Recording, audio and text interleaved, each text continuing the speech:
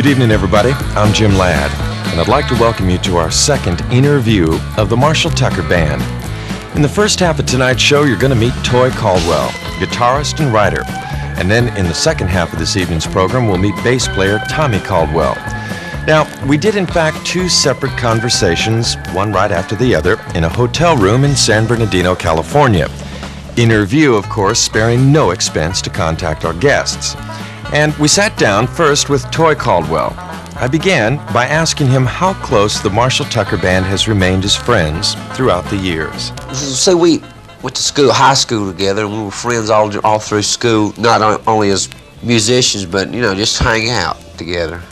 And then it just carried on over until this part of our life, and we still at home. Somebody wants to go to a ball game, we go out and have a few beers one night. We all still get together and do that. But usually now at home, we've been doing this for so long, we go home for a couple of weeks. We all got families now, so we all kind of say, we'll see you in a couple of weeks.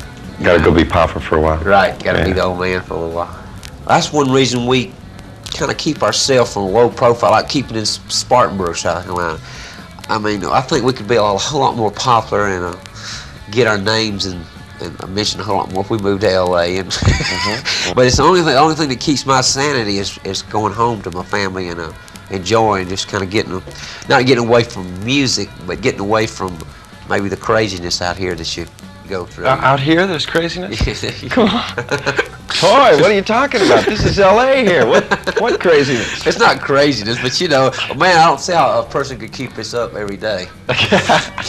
Well, look at me and you'll know that you can't. It's impossible.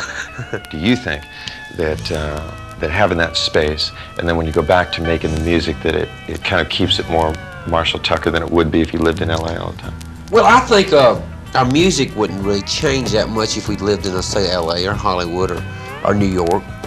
But that's where our roots were from. I mean, like our writing is almost a regional type. But we mention things like Carolina, and we're always talking about sometimes like where we live in our music.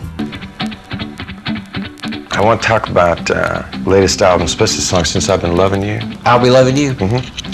Well, you know, it was just a tune I wrote one day on the bus, and I did it, you know, a little spontaneous type tune. Just started singing it, and all the words seemed to mesh together, you know. Because it came out to be real hot. Right, oh yeah, it was done live in the studio. There wasn't any overdubbing on the song whatsoever.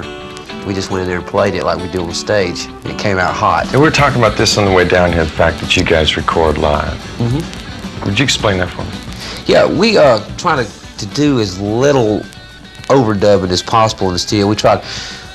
When you start adding on tracks and instruments, you take a little away from your main ingredients of our two guitars and sax and drums and bass. And so we like to try to pretty well get the lead down and get the groove on. If you got a good groove, you can have just a little mistake, that's okay. But if you got that groove there, that's really what counts, you know.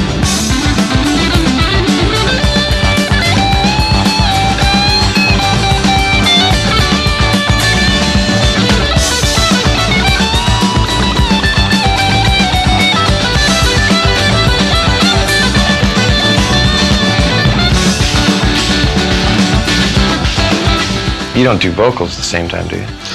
No, Doug sings the vocals while we do the track, but we call it just a scrub vocal. We'll do it. Well, he sings it with a song, and if usually he doesn't like it, so because you always have just a little bleed on a vocal mic with all that music in there so loud. So we do a scratch vocal, and then we'll go back and do it again. I'm Jim Ladd, and we're back again with our first guest tonight, Toy Caldwell of the Marshall Tucker Band, a group that knows the road if ever there was one. 1972, 73, 74, we toured 250, 300 days a year. 1973, we toured almost 300 days. So maybe you've had it with touring, huh? Yes, really. So now we try to do 10 and off 2 weeks, 10 and off 2 weeks. Oh, I see. That's the way we've been doing it for about a year and a half now. Yeah. So worked out real well. Keep the music's a lot sharper. People don't get tired. You know, nobody gets ill. You know, everybody enjoys it a whole lot more. Is that like a lot of people say that, although they would never do 300 days again unless they, you know, had to, never by choice, they say that sometimes that was what really got them to be tight. Sure, it was, and it's really what made us to put us where we are right now as far as being able to tour 2 weeks. It's because we did play that long. Because our band's always been a working band. We've never had a lot of hype behind us and a lot of this and a lot of that. We've all kind of gone out and kind of beat the bushes ourselves. We'd play anywhere for whoever wanted to listen, and it's kind of gave us our audience now. Where they, when they go to one of our concerts, they expect to hear a good concert, and they know we'll be back. But we just don't go there quite as often as we used to.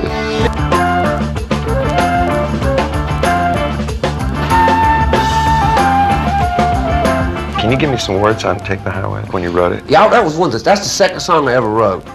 Really? Yeah, I wrote that in 1970. I wrote it right when I got out of the service, and I started this band wasn't even together yet. You were in the service? Mm-hmm. What branch? I was in the Marines for 3 years. Is that right? Mm-hmm. No wonder you have a carefree attitude. I see. Yeah. Let me ask you a personal question. Sure. You were in the Marines. Now I know some other people, other good, like real close friends of mine, who were in the Marines and turned into just, total stone freaks somewhere along the line. It always interests me. I was never in the Army.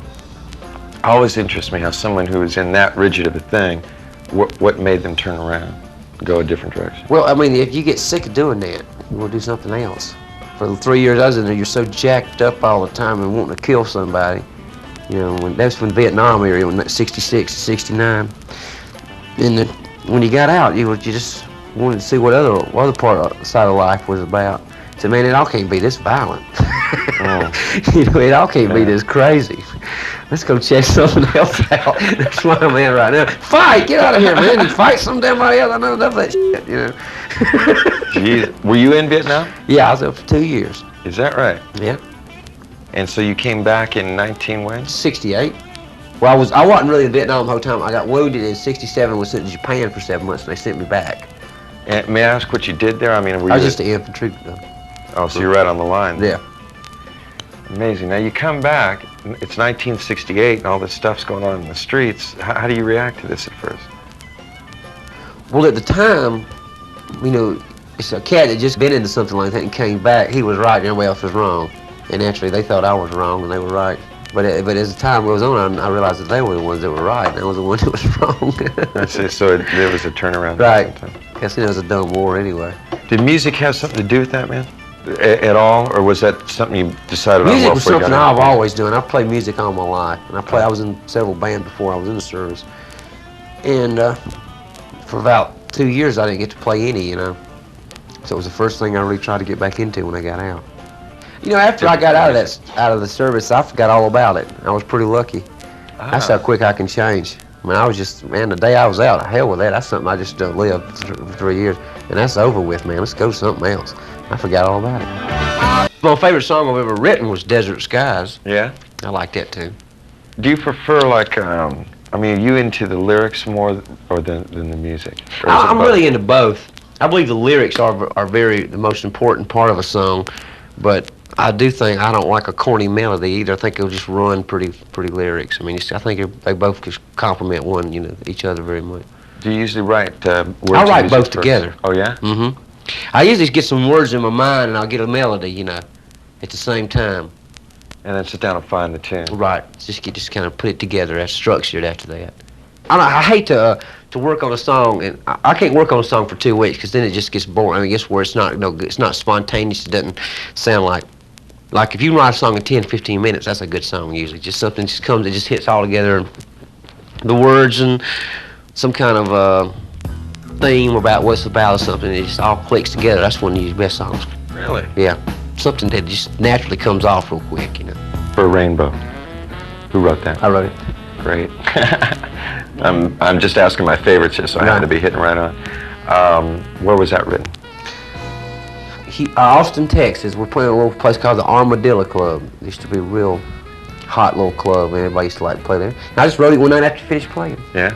Our album cover, that Searching for Rainbow album cover with a horse. Well, that cover was a poster. Whoops. That the Featherston dude that did it, who was an artist, before we played on the club, he made a poster that said the Marshall Tucker Band. It had that horse jumping over the moon. And I saw that, and I wrote Searching for a Rainbow about the next night.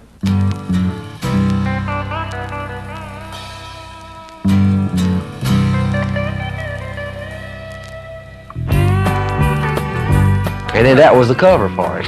You know, it was really weird how that turned out. So it inspired you off of that Kind of, graphic. yeah. But he's dead now. He got shot one night after the thing closed. He went outside to break a fight up and some guy killed him. It's weird, isn't it?